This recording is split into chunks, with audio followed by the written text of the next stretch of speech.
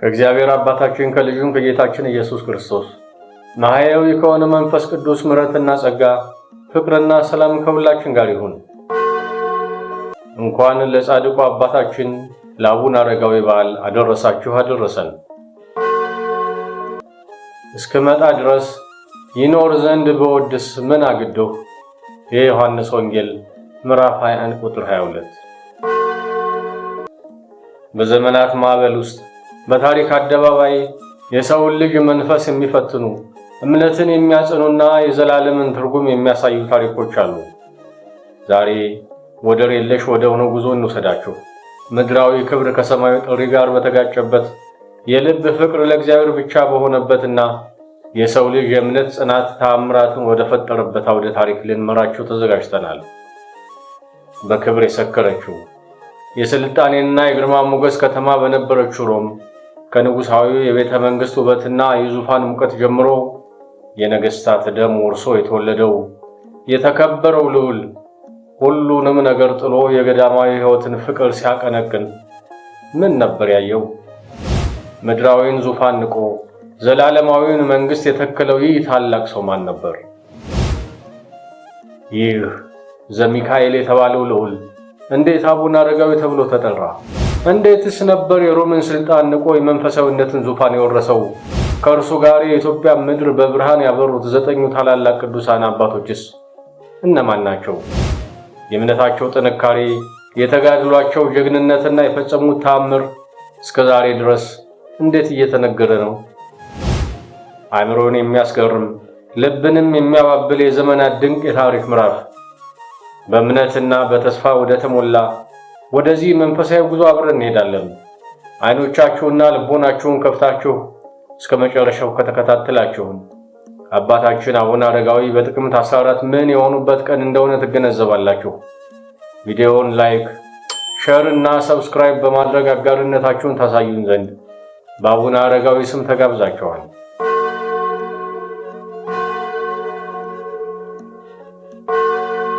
በጥንቷ ሮም የስልጣኔና የግርማ ሞገስ ማዕከል በሆነችው ምድር ንጉሥ ይስሐቅና ንግሥት ዕድና በቅድስና ይኖሩ ነበር። ልባቸው በእግዚአብሔር ፍቅር የሞላ በታማኝነትና በቅድስና ይመሩ የነበሩ እነዚህ ነገሥታት የሮምን ዙፋን የሚወርስ ለጽድቅም የሚቆም ብሩህ ተስፋ ያለው ወንድ ልጅ እግዚአብሔር ሰጣቸው። ይህ ሕፃን ዘሚካኤል ተብሎ ተሰየመ። ከሕፃንነቱ ጀምሮ በሕገ እግዚአብሔር በቅዱሳት መጻሕፍት ጥልቅ ዕውቀትና ጥበብ እያደገ መጣ። የእርሱ የትምህርት ጥማትና መንፈሳዊ ጉጉቱ ከእኩዮቹ እጅግ የላቀ ነበር። ልዑል ዘሚካኤል ለአካለ መጠን ሲደርስ የሮም ወግና ልማድ እንደሚያዝዘው በቤተሰብ የተመረጠች ሚስት ሊያጋቡት ወሰኑ። ነገር ግን ልቡ በሰማያዊ ፍቅር ስለተያዘ ከምድራዊ ጋብቻ ይልቅ ለእግዚአብሔር ብቻ ለመኖር መረጠ። ስለዚህም ከአባቶቹ መንግሥት ግርማ ሞገስ ሸሽቶ ከሮም ርቃ ወደምትገኘው ደውናስ ወደምትባለው ገዳም አመራ። በዛም በእውቀታቸውና በቅድስናቸው የሚታወቁት አባት አባ ጳኩሚስ ይኖሩ ነበር። ወጣቱ ልዑል በአባ ጳኩሚስ ፊት በትሕትና ቀርቦ የምንኩስና ልብስ እንዲያለብሱት ለመናቸው። አባ ጳኩሚስ ግን የወጣቱን ልዑል መኳንንታዊ አቋም አይተው ልጄ ሆይ አንተ የንጉሥ ልጅ እንደመሆንህ መጠን የመንግሥት ወራሽ ነህ። መንኩሰህ ለመኖር ይቻልሃል። የገዳማዊ ሕይወት ተጋድሎና በትሩፋት ተወስኖ መኖር የንጉሣዊ ሕይወትን ምቾት ለለመደ ሰው ይከብደዋል ሲሉ ጠየቁት። ልዑሉ ዘሚካኤል ግን በታላቅ ጥባትና በቁርጥ ሐሳብ መለሰላቸው። አባቴ ሆይ የምድር መንግሥት ኃላፊ ጠፊ ነው፣ ግርማ ሞገሱም እንደ ሣር አበባ ይረግፋል። ነገር ግን የማታልፈውንና የማትጠፋውን ዘላለማዊት መንግሥት እወርስ ዘንድ እመኛለሁ። ሥጋዊ ክብር ከዘላለማዊ ክብር ጋር አይወዳደርም። በወጣቱ ልዑል ቆራጥነትና እምነት እየተደነቁ አባ ጳኩሚስ በረከታቸውን ሰጥተው በ14 ዓመቱ የምንኩስናን ልብስ አለበሱት። አባ ዘሚካኤልም በገዳሙ ውስጥ በስግደት በጸሎትና በጾም እየተጋ መንፈሳዊ ሕይወቱን አጎለበተ። የእርሱ የበጎነት ዝና እንደ መልካም ሽቶ በሮም ብቻ ሳይሆን በመላው ዓለም ተሰማ። የእርሱን ቅድስናና መንፈሳዊ ጥንካሬ ሰምተው የተማረኩ 7 ታላላቅ ቅዱሳን አባቶች እያንዳንዳቸው ከየአገራቸው ወደ ዳውናስ ገዳም መጡ። እነዚህም አባ ሊቃኖስ ከቁስጥንጥንያ፣ አባ ይማታ ከቆስያ፣ አባ ጽሕማ ከአንጾኪያ፣ አባ ጉባ ከቂልቅያ፣ አባ ፍፄ ከእስያ፣ አባ ጰንጠሌዎን ከሮምና አባ አሌፍ ከቂሳርያ ነበሩ። አባ ጳኩሚስ እነዚህን ታላላቅ ቅዱሳን ለብዙ ዓመታት የምንኩስናን ሥርዓትና የማኅበርን ሕይወት በሚገባ አስተማሯቸው። በዚህ ሁሉ መሃል የአባ ዘሚካኤል እናት ንግሥት ዕድና የልጇን የቅድስና ዜና ስትሰማ እርሱ ወዳለበት ገዳም መጣች። እርሷም የምንኩስናን ሕይወት መርጣ በሴቶች ገዳም ውስጥ በታላቅ ትጋት መኖር ጀመረች። የዳውናስ ገዳም መነኮሳት ምንም እንኳን አባ ዘሚካኤል በአካለ ሥጋ ገና ወጣት ቢሆንም የአእምሮን ጥልቀትና መንፈሳዊ ብስለቱን አይተው በአንድ ድምፅ መሪያቸው አደረጉት። የሕይወት መንገድ ስለመራሃን አረጋዊ መባል ይገባሃል አሉት። በዚህም አባ ዘሚካኤል አቡነ አረጋዊ ተብሎ ተጠራ። ትርጉሙም ብልህ አዋቂ ማለት ነው። ይህ ቅጽል ስም ጥበቡን ዕውቀቱንና መንፈሳዊ ብስለቱን በሚገባ የሚያመለክት ነበር። በገዳመ ዳውናስ ለ7 ዓመታት ከቆዩ በኋላ አቡነ አረጋዊና 7ቱ ቅዱሳን አባቶች በእምነትና በመንፈሳዊ ጥንካሬ ሙሉ ሆነው ሮምንና የሮምን ሕዝብ ለማስተማር በአንድነት ተመለሱ። በኋላ አባ ገሪማ የተባለውን ይስሐቅን ለመጠየቅም ወደዚያው አቀኑ። በዛን ዘመን በሮም የካቶሊክ ሃይማኖት የበላይነት የሰፈነበት የነበረ ሲሆን የሃይማኖት ጫናም በብዙዎች ላይ ይደረግ ነበር። ነገር ግን ቅዱሳኑ አባቶች ለእውነት ጽኑ ፍቅር ስለነበራቸው በድፍረት ተነስተው ስህተትን መቃወም ጀመሩ። እውነቱን እውነት፣ ሐሰቱን ሐሰት ማለት ተገቢ ነውና ክርስቶስን አንድ አካል አንድ ባህሪ እንላለን እንጂ ከተዋህዶ በኋላ 2 ባህሪ ነው ብሎ ማስተማር ክህደት ነው በማለት በጋድ ተናገሩ። ይህ ድፍረት የተሞላበት ንግግራቸው በኃይልና በገንዘብ ብዛት በምትመካው የሮማ ቫቲካን ቤተክርስቲያን ዘንድ ተቀባይነት አላገኘም። ይልቁንም ቅዱሳኑ ይህን እውነት በመናገራቸው ስደትና መከራን መቀበል ጀመሩ። ቅዱስ አባታችን አቡነ አረጋዊ በማቴዎስ 10:23 እንደተጠቀሰው በአንዲት ከተማ መከራ ቢያጸኑባችሁ ወደ ሌላይቱ ሽሹ የሚለውን የወንጌል ቃል በማስታወስ ሌላ መሸሸጊያ መፈለግ ጀመሩ። በቅዱሳት መጻሕፍት ውስጥ ጌታችን ኢየሱስ ክርስቶስ ኢትዮጵያን ለእመቤታችን ለድንግል ማርያም የአስራት ሀገር አድርጎ እንደሰጣት ካነበቡ በኋላ የኢትዮጵያ ፍቅር ልባቸውን አጥለቀለቀውና ወደዛች የተቀደሰች ምድር ለመሄድ ቆረጡ። ይህን ውሳኔ ለማንም ሳያሳውቁ አቡነ አረጋዊ 2 ታማኝ ደቀ መዛሙርቶቻቸውን ይዘው በቅዱስ ሚካኤል መሪነት ጉዞ ጀመሩ። የረጅሙ ጉዞ ፍጻሜ በዛን ጊዜ የኢትዮጵያ ዋና ከተማ ወደ ነበረችው ንጉሡና ጳጳሱ ወደሚቀመጡባት አክሱም ከተማ መጣቸው። እዛም ጥቂት ቀናት ከቆዩ በኋላ ስለ ኢትዮጵያ ውበትና መንፈሳዊ ጥልቀት በዓይናቸው የተመለከቱትን በጆሮአቸው የሰሙትን ሁሉ ለወንድሞቻቸው ለመንገር ወደ ሮም ተመለሱ። አባቶችም የኢትዮጵያን ዜና ሲሰሙ እኛም ወደዚች ሀገር መሄድ አለብን ተባባሉ። በ480 ዓመተ ምህረት በአልሜዳ 5ኛ የንግሥና ዓመት አባታችን አቡነ አረጋዊ እየመሯቸው 8ቱ ቅዱሳን አባቶች ያላቸውን የመገልገያ ዕቃ ታቦቶቻቸውን፣ ነዋየ ቅድሳትንና ቅዱሳት መጻሕፍትን ይዘው ከመሰሉ ወገኖቻቸው ጋር በመሆኑ ወደ አክሱም ከተማ ደረሱ። ጥቂት ቆይቶም 9ኛው አባት አቡነ ገሪማ የተባለው ይስሐቅ በሮም ከነገሰ ከ7 ዓመታት በኋላ መንግስቱን ትቶ ወደ አክሱም መጣ። በዛን ጊዜ እንደነሱ አመነኮሱት። በዚህም የ9ኙ ቅዱሳን ቁጥር ሙሉ ሆነ። ለሁሉም ቅዱሳን ቤተ ቀጢን የተባለ አንድ ልዩ ማረፊያ ቦታ ተሰጣቸው። በዛም በአንዲት የጸሎት ቤት ውስጥ በአንድነት ተሰብስበው በቀንና በሌሊት በጸሎትና በስግደት ተጠምደው ሲኖሩ ጌታችን ኢየሱስ ክርስቶስ ዘወትር ይገለጽላቸው የነበረ ሲሆን መላእክትም ባለመለየት ያጽናኗቸው ነበር። በእያንዳንዳቸውም ብዙ ታምራት ተደረገ። ከእነርሱም መካከል ተራራ ያፈለሱ፣ ባህርን ከፍለው ደረቅ መንገድ ያደረጉ፣ ስንዴ ዘርተው በቅጽበት ለ9 ሰዓት መስዋዕተ ቁርባን ያደረሱ አባቶች ነበሩ። የኢትዮጵያ ምድር በእነዚህ የቅዱሳን ኪደተ እግር ተቀደሰች። በእነርሱም አማካኝነት የብርሃንና የእውነት ምንጭ ሆነች። ጊዜያት አልፈው ዘመናት ተተክተው ንጉሥ አልሜዳ ከሞተ በኋላ በነገሰው በታዜና 6ኛ የንግሥና ዓመት 9ኙ ቅዱሳን ተሰብስበው ተለያይተን እናስተምር ብለው ወሰኑ። እያንዳንዱ አባት እግዚአብሔር የመራውን ቦታ በመምረጥ የመንፈሳዊ ብርሃን ችቦአቸውን ማቀጣጠል ጀመሩ። አባታችን አቡነ አረጋዊ ግን ከሌሎች ተለይተው እናታቸውን ቅድስት አድናንና ማትያስ የተባለ ደቀ መዝሙራቸውን ይዘው ራቅ ወዳለ ቦታ መሩና በመንገድ ላይ ሳሉ ከዛፍ ጥላ ስር አረፉ። ያችን ቦታ እስከ ዛሬ ድረስ የቅዱሳን ማረፊያ ሆና ትገኛለች።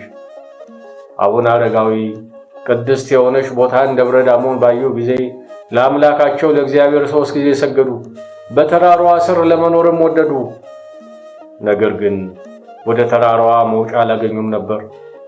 ተመልሰው ወደ ሌላ ተራራ ሄደው ቢመለከቱም ልባቸውን የሚያሳርፍ እንደ ደብረ ዳሞ ያለ ቦታ አላገኙም። ተመልሰው ወደ ዳሞ ሲመጡ የመጠጥ ምንጭ አገኙና ውሃን እየተንከባከበች የሴት መነኮሳይት እንድታስተዳደር እናታቸውን ቅድስት እናን በዛ አስቀመጧት። ይህችን ቦታ ደብረ በአተልሞ አሏት። ትርጉሙም የእናቴ ማረፊያ ቤት ማለት ነው። ከዛም ሲሄዱ ጠፍጣፋ ድንጋይ አገኙና ትንሽ ምንጣፍ ዘርግተው ተቀመጡ። በትራቸውንም በድንጋዩ ላይ አቆሙ። በተነሱም ጊዜ ደቀ መዛሙርታቸው ማትያስ በትሩንና ምንጣፉን ሲያነሳ ያቺ ድንጋይ የምንጣፉን ቅርጽ ወሰደች። የቀድሞ መልኳ ነጭ ሲሆን አሁን ግን የማይፋቅና የማይላጥ ቀይ ቀለም ሆኗል። ስለ አባታችን አቡነ አረጋዊ ታላቅነቱና ክብሩ ከዛ የደረሱ ሁሉ ያችን የተቀደሰች ድንጋይ ይሳለሟታል። ከዕለታት በአንዱ ቀን አቡነ አረጋዊ መንገድ ሲሄዱ ከተራራ አጠገብ ወደ ታች የተንዠረገገች ሐረግ አገኙ። በስሯ 3 መዓልተ 3 ሌሊት ሲጸልዩ ከቆዩ በኋላ ቅዱስ ሚካኤል በብርሃን ተገልጦ እግዚአብሔር ያከበረ ቅዱስ ሆይ ምን ያስጨንቀሃል አላቸው። አባታችንም ከዛ ተራራ ላይ ወጥቼ ስለ ኃጢአቴ ይቅርታን ለምን ዘንድ እወዳለሁ አሉት። መልአኩም ወደ ተራራው የምትወጣበትን መንገድ እግዚአብሔር እስኪልክልህ ድረስ ጥቂት ጊዜ ታገስ ሲል መከራቸው። ቅዱስ አቡነ አረጋዊ ለተራራው ልዩ ፍቅር አደረባቸው። በእግዚአብሔርም ፊት አለቀሱ። በዚህም ጊዜ ቅዱስ ሚካኤል ዳግመኛ መጥቶ አረጋዊ ሆይ አይዞህ፣ አትፍራ፣ ታላቅ ሥልጣን ተሰጥቶሃል። በሐረጓ በስተቀኝ በኩል ባለችው ቦታ ተቀመጥ። ወደ ተራራው ጫፍ ያወጣህ ዘንድ በግመድ ፋንታ ቁመቱ 60 ክንድ የሆነ ታላቅ ዘንዶ እግዚአብሔር ይልክልሃል አለው። ከዛም አቡነ አረጋዊ በጾም በጸሎት 2 ሱባኤ ማለትም ለ14 ቀን በዛ ቦታ ተቀመጡ። በነቢዩ ዳዊት አድሮ በመዝሙር 90:91 ከቁጥር 11 እስከ 16 ላይ በመንገዱ ሁሉ ይጠብቁ ዘንድ መላእክቱን ስላንተ ያዘዛቸዋልና እግርህን በድንጋይ እንዳትሰናከል በእጆቻቸው ያነሷሃል። በተኩላና በእባብ ላይ ትጫማለህ፣ አንበሳውንና ዘንዶውን ትረግጣለህ እንዳለው የታዘዘ ዘንዶ መጥቶ 60 ክንድ በሚያህል ጅራቱ ጠምጥሞ ቅዱስ ሚካኤል ሰይፈ እሳት ይዞ እየጠበቃቸው ከተራራው አናት አደረሳቸው። እንደደረሱም 3 ጊዜ ሰግደው ሃሌሉያ ለአብ፣ ሃሌሉያ ለወልድ፣ ሃሌሉያ ለመንፈስ ቅዱስ እያሉ አመሰገኑ። ስለዚህም ቦታው ደብረ ሃሌሉያ ተብሎ ተሰየመ። በመሸም ጊዜ አነስተኛ ዳቦ አንስተው ባርከው መብላት ጀመሩ። የዳቦውን ግማሽ በልተው ስለጠገቡ የዳቦውን ግማሽ አምሳል ለኋለኛው ትውልድ ምልክት ትሆን ዘንድ እንጨት ጠርበው አስቀመጡ። ይህች ምልክት የቅዱሱ አባት ጸጋና የመንፈሳዊ ትጋት ምስክር ሆና እስከ ዛሬ ድረስ አለች። ደቀ መዛሙርቱም ከታች ወደ ላይ የሚወጡበትን መሰላል በሰሩ ጊዜ አባታችን አቡነ አረጋዊ ደግሞ መጠነኛ ቤት ሰርተው ይዘውት የመጡትን ታቦት በውስጡ አስገቡ። እግዚአብሔርንም ስለ ቁርባኑ ወይም ስለ መስዋዕቱ ለመኑ። እግዚአብሔርም ልመናቸውን ሰምቶ የሚያስፈልጋቸውን ሁሉ መላእክት ከሰማይ ይዘውላቸው ወረዱ። ለመኖሪያቸውም ትንሽ ባት ያገኙ ቢሆንም ያለምንም መኝታ በጸሎትና በስግደት በመትጋት ተቀመጡ። በዛም ብዙ ታምራትን አደረጉ። በደዌ ዳኛ በአልጋ ቁራኛ ተይዘው የሚሰቃዩትን በጸሎታቸው ኃይል ፈወሷቸው። ያላመኑትን ደግሞ እያስተማሩ አሳመኗቸው። ለዚያችም ሀገር የብርሃንና የእውነት ችቦ አበሩላት። በዛን ዘመን የነበሩት አፄ ካሌብ የአቡነ አረጋዊን የቅድስና ዜና ሰምተው በያዕቆብ መልእክት ምዕራፍ 5 ቁጥር 16 ያለውን ጠቅሰው አባቴ ሆይ በጸሎትህ አስበኝ፣ የጻድቅ ሰው ጸሎት ግዳጅ ትፈጽማለች፣ ኃይልም ታሰጣለች፣ በጠላት ላይም ድልን ታቀዳጃለች ብለው ለመኗቸው። አፄ ካሌብም ወደ ደቡብ የመን ከሰራዊቱ ጋር ዘምተው በሄዱ ጊዜ አሸንፈው ተመለሱ። የአፄ ካሌብ ልጅ ንጉሥ ገብረ መስቀል ለቅዱስ አባታችን አቡነ አረጋዊ ክብር ሲል ቤተ ክርስቲያን ሠራ። በውስጡም በድንጋሌ ሥጋ በድንጋሌ ነፍስ የጸናች በእመቤታችን በድንግል ማርያም ስም የተሰየመች በወርቅና በብር ያጌጠች ታቦት አስገባ። ንጉሥ አፄ ገብረ መስቀል ከተራራው ላይ ሲወርድ ለቤተ ክርስቲያኑ ማሰሪያ የሆነውን መወጣጫ መሰላል ላፍርሰው ብሎ አባታችንን ጠየቀ። አባታችንም አዎ አፍርሰው አትተወው፣ ነገር ግን ስለ ዘንዶው ጅራት ፈንታ ሰዎች የወጡበት ዘንድ ገመድ አብጅ አሉት። ንጉሡም አባታችን አቡነ አረጋዊ እንዳዘዘው አደረገ። ያም ቦታ ደብረ ዳሃምሞ ተብሎ ተሰየመ። አፍርሰው እንደማለት ዳሃምሞ ወደ ዳሞ ተለውጦ ደብረ ዳሞ የሚል ስያሜ ያገኘ።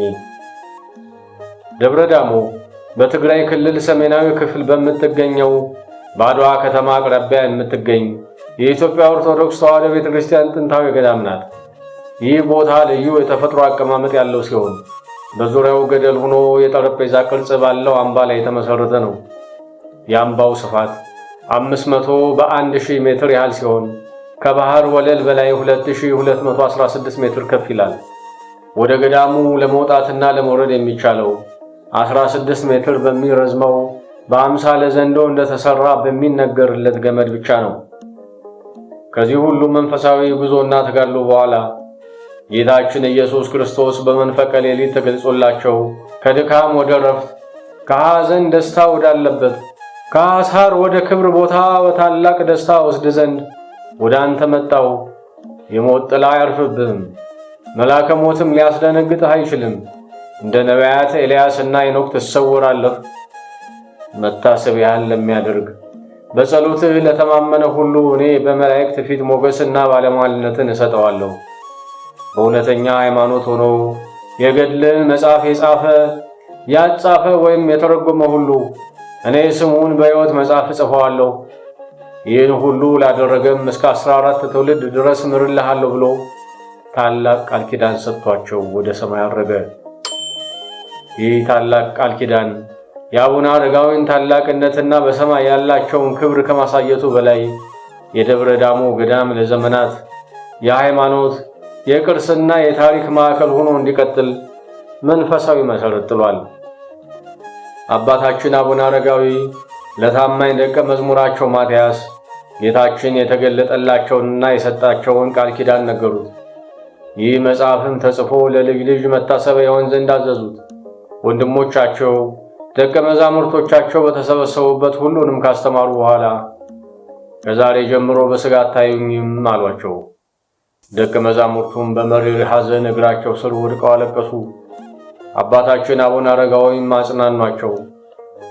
ጥቅምት 14 ቀን ቅዱስ አባታችን አቡነ አረጋዊ በ99 ዓመታቸው ከምድራዊ ዓይን ተሰውረው ወደ ብሔረ ሕያዋን ገቡ። በዛም ከመቋሚያና ከመስቀል በስተቀር ምንም የተገኘ ነገር የለም። ስውር ሕይወታቸው ግን በቅድስናቸውና በታምራታቸው አማካኝነት ለብዙ ትውልዶች የብርሃንና የተስፋ ምንጭ ሆኖ ቀጥሏል።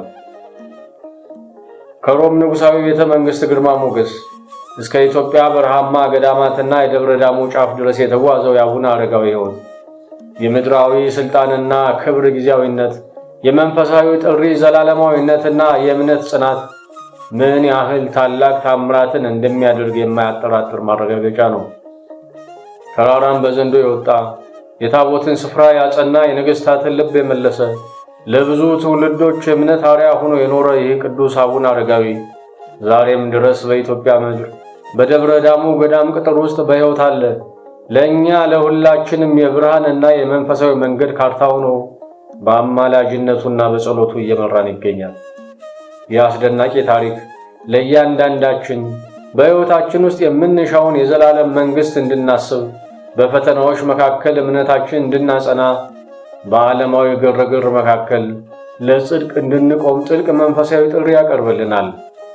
በዚህ ዘመን የእምነት ፋና እየደከመ ባለበት ወቅት የአቡነ አረጋዊና የተሳቱ ቅዱሳን ታሪክ ለደከመው ነፍስ መጽናኛ፣ መንገድ ለጠፋው መሪ ኮከብ፣ ለዘመኑም ትውልድ ደግሞ የክርስትና ማንነት ጠንካራ መሠረት ነው። የነፍስያችንን ጥማት የሚያረካ፣ የልባችንን ስስት የሚኮረኩር መንፈሳዊ እውነት ነው። ይህን የአባታችንን አቡነ አረጋዊ ታሪክ ከወደዱት ላይክ ማድረግንና ለሌሎች ማዛመትን አይዘንጉ። ሐሳቦውንና አስተያየቶውን በኮሜንት መስጫው ላይ ያጋሩ። እንደዚህ አይነት ተጨማሪ መንፈሳዊና አስተማሪ ታሪኮች እንዲደርሷችሁ ደግሞ የደውል ምልክቱን ይጫኑ። መንፈሳዊ ጉዟችንን በመቀጠል ወደ ኢየሩሳሌም ተጉዘን የሊቀ ዲያቆናት ቅዱስ እስጢፋኖስን ታሪክ ደግሞ ጥቅምት 17 እንደምናስቀኛችሁ ቃል እየገባን እንሰናበታቸዋለን። የሕያው እግዚአብሔር ቸርነት፣ የጻድቁ አባታችን አቡነ አረጋዊ ቃል ኪዳንና አማላጅነት፣ የተሳቱ ቅዱሳን በረከት ከሁላችን ጋር ይሁን ለዘላለሙ አሜን።